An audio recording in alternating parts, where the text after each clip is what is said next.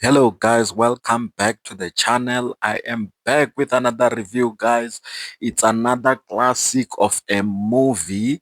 The movie is called The Gladiator 2. It's a classic as I already said guys. We watched the first one. For those who haven't watched The Gladiator, the first movie, I think it came out around 2000. It was really a nice movie guys. I think the way that it was done on this second one, they just had to find a way to do the second one. As I always say, you can't do a second movie for a classic. I think that the Gladiator, the first one, was really a classic, guys. So let's get into it. On this one, obviously, we had the guy that is a really good actor, and I think he made the difference. He made this movie to not just be a general movie, and that is Denzel Washington, guys. And he was acting as Macrinus, and he was a guy that used to love the gladiators, the fighting and all that, but he had an agenda behind it, guys. So I won't spoil that. I won't make a spoiler alert on that. And also, we must say that Russell Crowe, obviously, he was a person who was already murdered on the first one, and here he was just a person who was just in the memories of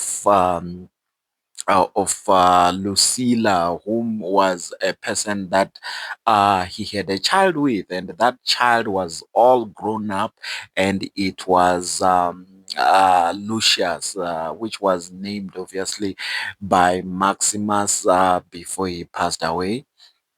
Lucius is being acted by Paul, and I feel like this guy is still gonna go far when it comes to acting. He didn't do bad as a main character in this movie. And I feel like even the Gladiator 3, he will be there because of the way that he was acting. Also another person that acted on this one was the person was playing as a husband of Lucilla, whom was General Acacius. And when it started in the beginning, obviously, we all know that they are fighting for Rome. It's all the fighting between the royal within the royal families. And with no difference, we all know that they used to conquer some villages of other tribes, and even on this one, the general, which was the one who was orchestrating everything, or rather playing the role that Maximus played in the first one, where he's just a general of an army of Rome, and he didn't really much agree with what was happening, though he was their best fighter. Even on the beginning, they end up chasing him out, but on this one, the general was just a person who was not really ruthless, but finding himself caught up in between the rock and a hard place, because on the other side he have his wife Lucia was telling him to be a good person, and also be aware that the guys, the brothers that were in charge of Rome, or rather the king, which were two brothers whom seemed like they were twins, they were running the show, and they were giving him orders of what to do and when to get off. And then on the other hand, we have Lucius, who was trying to protect his own tribe. So that's when the first war that has happened between the two tribes, and obviously Lucius lost, and he ended up even his wife, because he was even married. He ended up even his wife getting killed. I must say, guys, this is a movie that we all know that is warrior movies, where there is some high budget that was spent on this movie.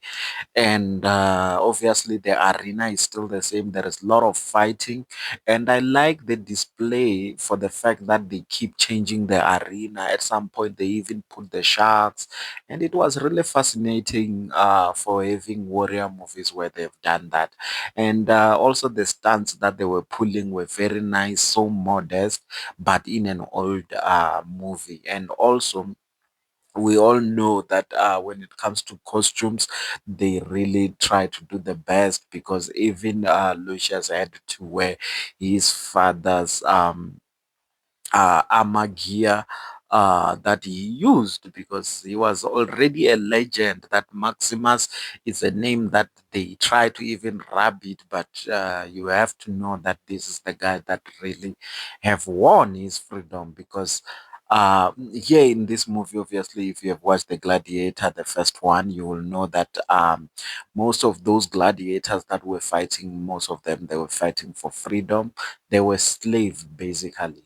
Which brings me to a topic that I just wanted to touch on when it comes to this movie in particular, because of Denzel Washington acting on this movie, and he was almost like the only black guy who was really acting a higher role.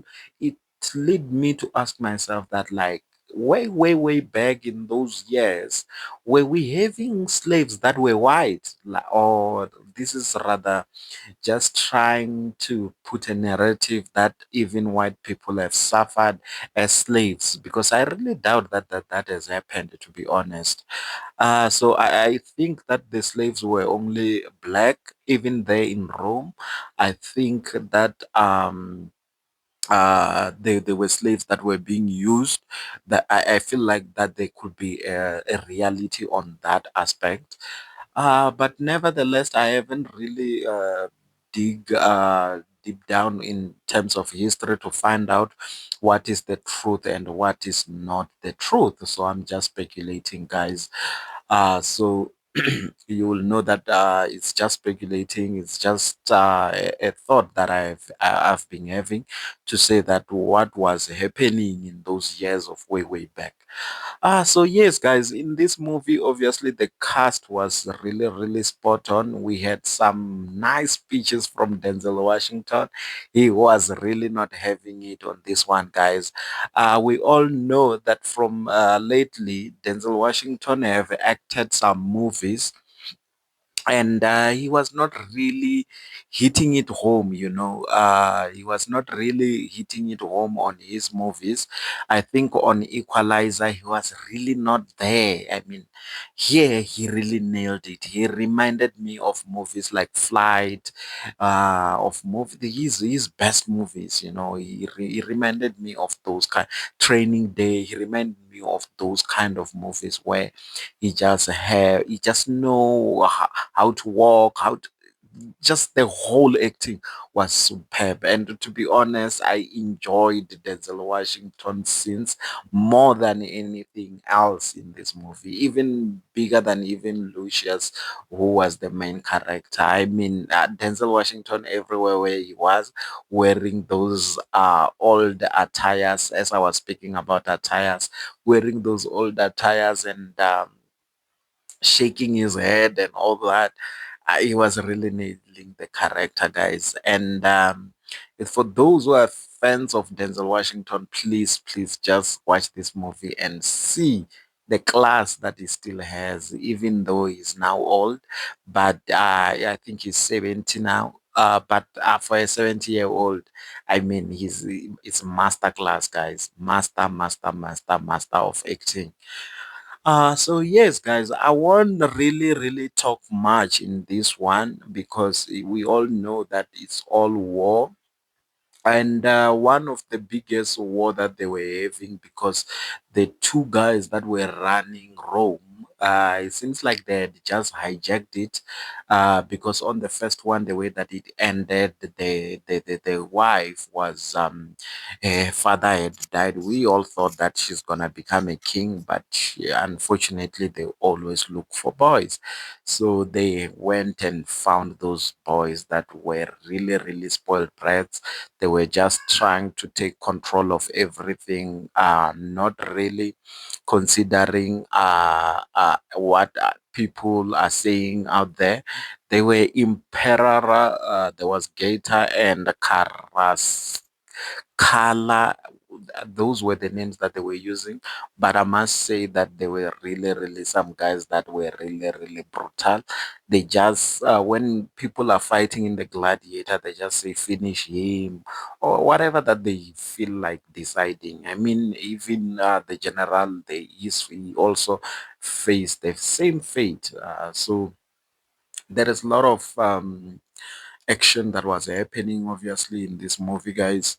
And I must say that also the relationship between Lucius and Lucilla was really not that good, because Lucilla, at the end of the first Gladiator, or rather in the process of the first Gladiator, he had to take the child to run away, to go and be hidden by someone else, because she couldn't raise him, knowing that in Rome they can really annihilate him.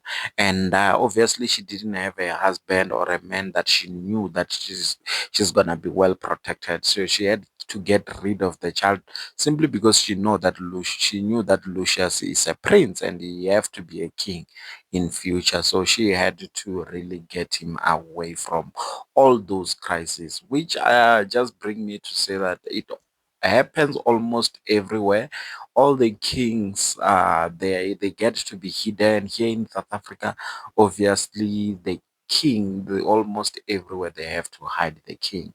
Also, the queens sometimes, if they knew that this queen is a person who's gonna be significant, like Queen Mijaji, the daughter. Nowadays, I think she was hidden. She was cooling somewhere here in Gauteng, and she had to, when she arrived in the rightful age, then she go back and become a queen. Also, for kings, they do the same. You get to grow up until you are a man, then they take you to take your rightful place when you are old enough. So also, I think also the reason is because there is a lot of politics in those royal families, not a lot of structure. It's just I kill you and then I take the throne. It's as easy as that, as is what has happened on the first Gladiator. So I really like this kind of movies, guys, and I like also the fact that they're just 2 hours, where when you have time, you can really watch it and enjoy it. If you feel like you got tired of it, you can pause it and still continue and finish it nicely. So it's one of those movies that are just that long, just like the Titanic. They're just classics. They're just classics. So all that budget is not for nothing. I think the Gladiator is very nice.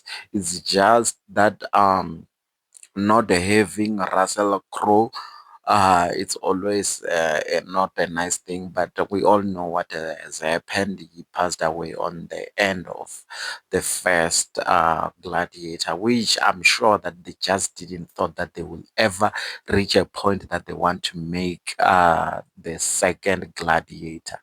So yes, guys, that's it. I think if I were to rate this one, I will rate it a good 8. I feel like it's a nice movie, and I can't wait to see other ones. I feel like after this one, obviously they will want to release the third one. I can't wait for that. Guys, please, please, please, please, let's keep the family growing.